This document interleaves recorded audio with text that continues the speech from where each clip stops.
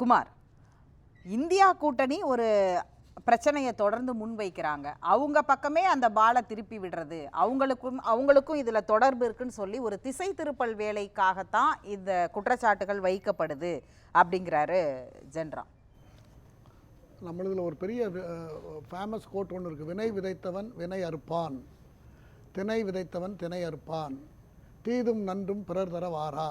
இந்த நான் சொன்ன 3 கோட்டும் இப்போ ராகுல் காந்திக்கு 100க்கு 100 பொருந்தும். ஏன்னா இன்றைக்கி தேதியில் ஃபயர் ஆகிட்டுருக்கு. இந்தி கூட்டணி சில்லியாக நொறுங்கி தூள் தூளாக போகிற அளவுக்கு நிலைமை போயிட்டுருக்கு. அது நாளைக்கே நாளைக்கு நீங்கள் வாதிப்பீங்க. நான் முன்னக்கூட்டி அடையாளமாக சொல்லிடுறேன். இதுதான் காரணம் அதுக்கு. ஏன்னா அதானி குழுமம் வந்து ஒரு பிஸ்னஸ், இந்த சர்வதேச அளவில் பிஸ்னஸ் பண்ணக்கூடிய ஒரு பெரிய நிறுவனமாக இருக்கிறது.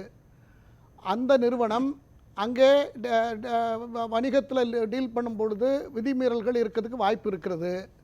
அந்த வாய்ப்புகளை வந்து அவங்களுக்கு எதிராக பயன்படுத்தி இந்தியாவில் கொடுத்த 4 மாநிலங்களுக்கு கொடுத்த லஞ்சத்தெல்லாம் இப்போ செய்தியிலெல்லாம் வந்துட்டுது. எல்லாம் தொலைக்காட்சிகளெல்லாம் நம்ம பார்த்துட்டோம். தமிழ்நாடும் அதில் இருக்கிறது. தமிழ்நாடு இருக்கிறதுங்கிறது ஒரு காரணமாக இருந்தாலும் சில மாதங்களுக்கு முன்பு அதானி அவர்கள் சென்னைக்கு வந்து முதல்வருடைய உறவினரை சந்தித்த தகவல்கள்லாம் இருக்கிறது. முதலமைச்சர் போய் முதலமைச்சர் உறவினர் மதியம் வரைக்கும் இந்த நிமிடம் வரைக்கும் முதலமைச்சர் சந்தித்தாருங்கிற ஒரே புள்ளியில் மட்டுமே தான் இந்த சர்ச்சை எழுந்த நாள்ல இருந்து இந்த விவாதம் நகர்ந்திருக்கு. இப்ப எப்படி திடீர்னு முதலமைச்சர் உறவினராக மாறுகிறது? இல்ல முதலமைச்சர் தான் இல்லன்னு சட்டமன்றத்தில் சொல்லிட்டாருல்ல. சோ அதனால நான் சொல்லல. நான் எப்போதும் சொல்லிட்டு இருக்கேன். நான் இங்கே விவாதத்தில் சொல்லியிருக்கேன். நான் எப்போதுமே நான் முதலமைச்சர் சந்தித்ததாக சொல்லவில்லை.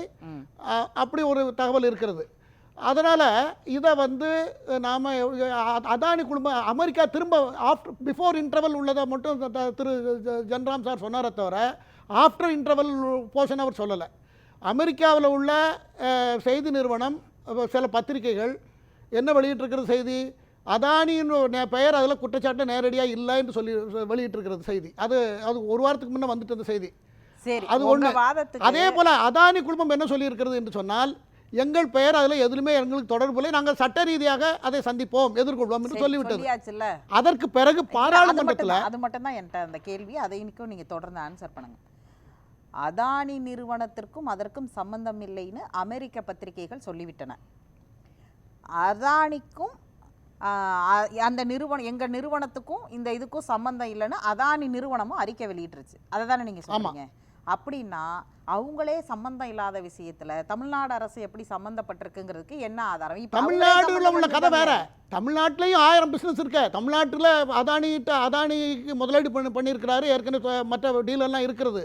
அது எதுக்கு கொடுத்தாரு, ஏது கொடுத்தாருங்கிறது குற்றச்சாட்டு வந்து அமெரிக்க நீதிமன்றத்தில் இருக்கிறது. இதுதானே இந்த இதையும் தென்னை மரத்தில் தேள் கொட்டினதுக்கும் பனை மரத்தில் நெருக்கட்டுறதுக்கும் தொடர்பு படுத்தி ஒரு கதை ஓடிட்டு இருக்கு. அதுக்கு பாராளுமன்றத்தை முடக்கிற அளவுக்கு அது போய்கிட்டு இருக்கு. அதனால மம்தா பானர்ஜி என்ன சொல்லிட்டாங்க, இந்த இந்தி கூட்டணியை வந்து காங்கிரஸ் அவர் சொந்த காங்கிரஸ் கட்சி மாதிரி நடத்திக்கிட்டு இருக்கு. அதை வந்து நான் அதில் இனிமேல் சப்போர்ட் பண்ண மாட்டேன், நான் தலைவராக செயல்பட தயாராக இருக்கேன்னு சொல்லியாச்சு. லல்லு பிரசாத் ஆதரவு தெரிவித்தாச்சு.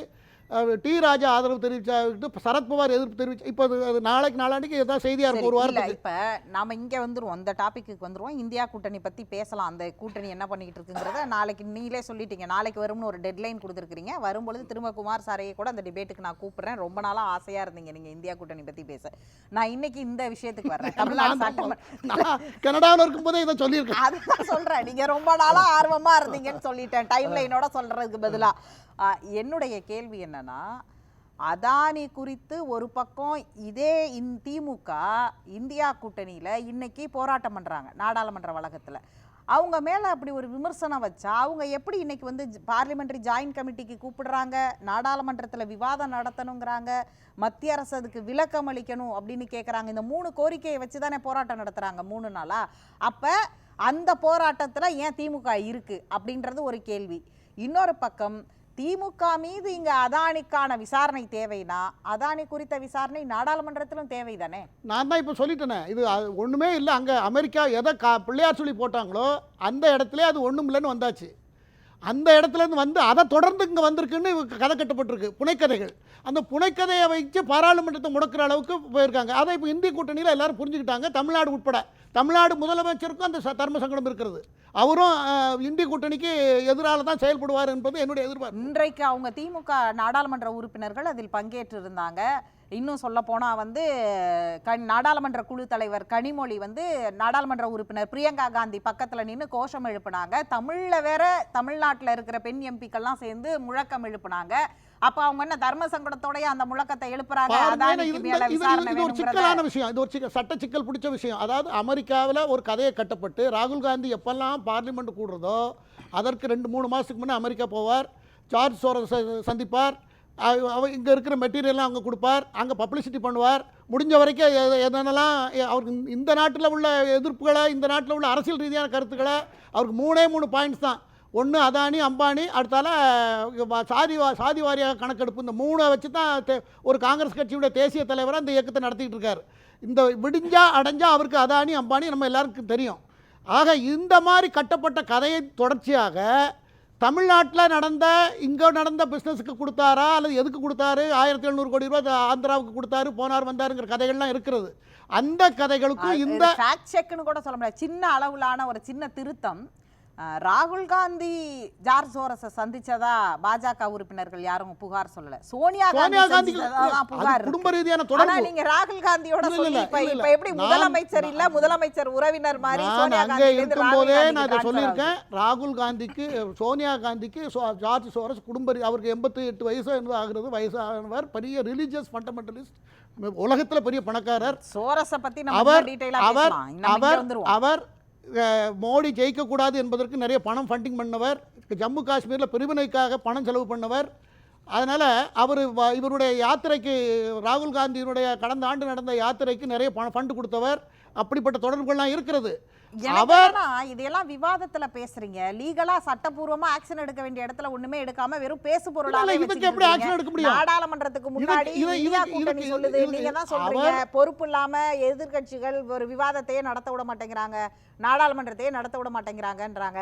கவுண்டருக்கு நீங்க ஒரு ஜார்ஜ் சோரஸை தூக்கிட்டு வரீங்க. ஏன் ஜார்ஜ் சோரஸை நீதிமன்றத்து மூலமா சட்ட ரீதியா அவர் மேல நடவடிக்கை எடுக்கலாம்ல? இங்கதான் வந்து இல்லீகலா எந்த வகையிலையும் மணி வர முடியாது. மணி லாண்டரிங் ஆக்டுக்கும் ஈடிக்கும் கொடுத்திருக்கிற பவர் சிபிஐ விட அதிக பவர். அப்படி இருக்கும் பொழுது அதுல கண்ட்ரோல் பண்ணலாம் இல்லையா? ஏன் வெறும் பேசு பொருளா மட்டும் டிபேட்டா மட்டுமே வச்சுக்கிட்டு இருக்கோம் நம்ம? அதாவது இது வந்து தெரிஞ்சே செய்யறது, புத்திசாலித்தனமா செய்யறது. அமெரிக்காவில் தொடர்பு இருக்கிறது, இவங்களுக்கெல்லாம் வெளிநாட்டு தொடர்பு இருக்கிறது. எந்த வழியாவோ அவங்க பணத்தை கொடுத்துட்றாங்க, அது செயல்படுறாங்க. இந்தியாவில் மோடியை வரவிடக்கூடாதுங்கிறதுக்காக அவர் செயல்பட்டுக்கிட்டு இருக்கிறார். அவருடைய லட்சியமே அதுதான். அப்பேற்பட்ட ஆட்கள் கூட ராகுலுக்கும் அவங்க சோனியா அம்மையாருக்கெல்லாம் நிறைய நெருக்கமான தொடர்புகள் இருக்கின்றன. அதன் அடிப்படையில் புனையப்பட்ட புனைக்கதை தான் அமெரிக்காவில் அவர் பணம் வசூல் பண்ணார், இங்கே வந்து அதுக்கு லஞ்சத்தை கொடுத்தாருன்னு சொன்ன கதை வந்து தென்னை மரத்துக்கும் பனைமரத்தையும் தொடர்பு படுத்தி பேசின கதை. தமிழ்நாட்டில் இருக்கா இல்லையாங்கிறத மரத்தையும் தொடர்பு படுத்துற இந்த கதைக்கு எதற்கு சட்டமன்றத்திற்கு உள்ளார வரைக்கும் விளக்கம் கொடுக்கிற அளவுக்கு இது வெறும் கதையா கடந்து போகலையே. இன்னைக்கு ஒரு முதல்வர் என்னை சந்திக்கவில்லை சொல்லியிருக்காரு. அவர் மேலதானே குற்றச்சாட்டு வைக்கிறார். அவரு அது உண்மையா இருக்கலாம்ல, என்ன சந்திக்க அந்த துறை சார்ந்த அமைச்சர் ஒரு விளக்கம் கொடுக்கிறாரு, அதன் மீது நமக்கு வந்து திருப்தி வரல, அது மேல திருப்தி வரலாம நாம என்ன பண்றோம், திரும்ப அந்த விமர்சனத்தை வைக்கிறோம், சட்டமன்றத்துக்குள்ள எழுப்புகிறது. சட்டமன்றத்திற்குள் எழுப்புவதற்கு தார்மீக கடமையின் அடிப்படையில் முதலமைச்சர் எந்திரிச்சு ஒரு பதில சொல்றாரு. அந்த பதில் சொல்லும்போது நீங்க இது வெறும் கதை தான் அப்படின்னு ஒன்று கடந்து போறீங்கன்னா, ஒன்று அதானி செய்வதனால அதை கடந்து போறீங்களா, இல்ல இதுல உண்மையா பிரச்சனை இல்ல இது வெறும் சர்ச்சைக்குள்ளான சப்ஜெக்டா மட்டுமே வச்சிருக்கணும்னு நினைக்கிறேன். கடந்து போகவில்லை.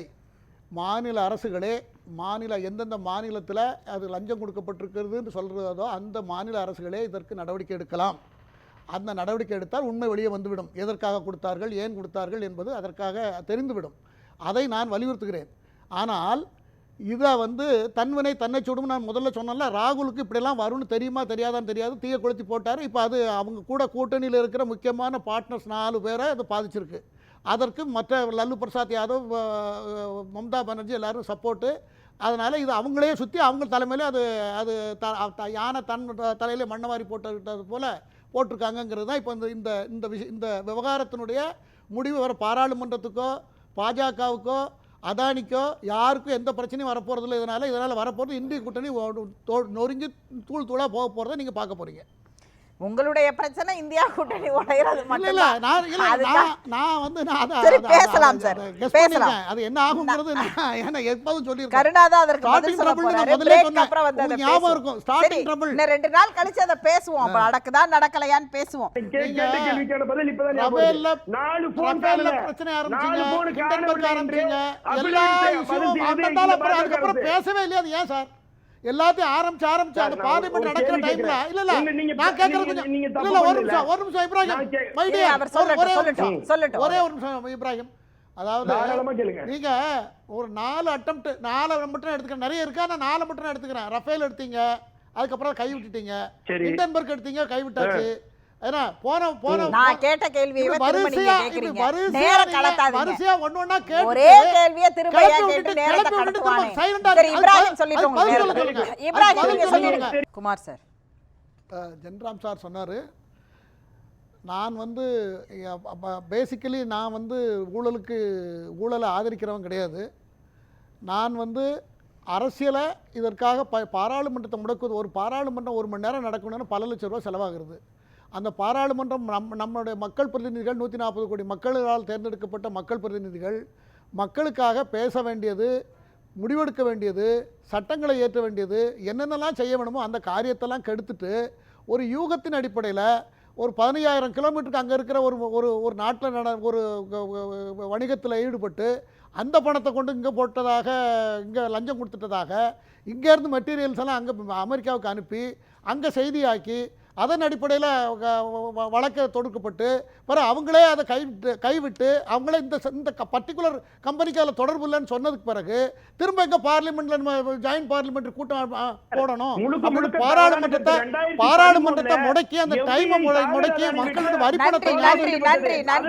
வரிப்பணத்தை வேஸ்ட் பண்ணுறத எனக்கு கொஞ்சம் கூட பொறுப்புணர்ச்சி இருக்கிறவங்க யாருமே அதை ஆதரிக்க மாட்டாங்க. ஜாயின்ட் பார்லிமெண்டரி கமிட்டி என்பது நம்ம நாட்டுக்குள்ள நடக்கிற மேசிவான பெரிய சமாச்சாரமா இருந்தா அதுக்கு எடுக்கலாமே தவிர அதுக்கு முன்னால மற்ற ஏஜென்சிலாம் இருக்கு. இல்ல அதுக்கு முன்னால மற்ற ஏஜென்சிலாம் இருக்கு, அவங்கள பயன்படுத்திட்டு தேவைப்பட்டாதான் போடுமே தவிர அதை விட்டுட்டு நேரா பார்லிமெண்ட் கமிட்டினா அப்புறம் என்ன அர்த்தம்? நன்றி நன்றி. என்ன ஏஜென்சி யூஸ் பண்ணீங்க? சிபிஐ இருக்கு இல்லையா? சிபிஐ இருக்கு, என்ஃபோர்ஸ்மென்ட் டைரக்டரேட் இருக்கு, எல்லாத்தையும் ஈடி இருக்கு, எல்லாமே தான் இருக்கு. எல்லாமே நீங்க ரெக்கமெண்ட் பண்ணுங்க. நீங்க 4 ஸ்டேட் முதல்ல ரெக்கமெண்ட் பண்ணுங்க சார். 4 ரிட்டர்ன்ல எழுதுங்க, மத்திய அரசுக்கு எழுத சொல்லுங்க, முதலமைச்சர் எழுத சொல்லுங்க. நாங்க சம்பந்தப்படல, தெலுங்கானா சம்பந்தப்படல, நாங்க குமார் அமைதி.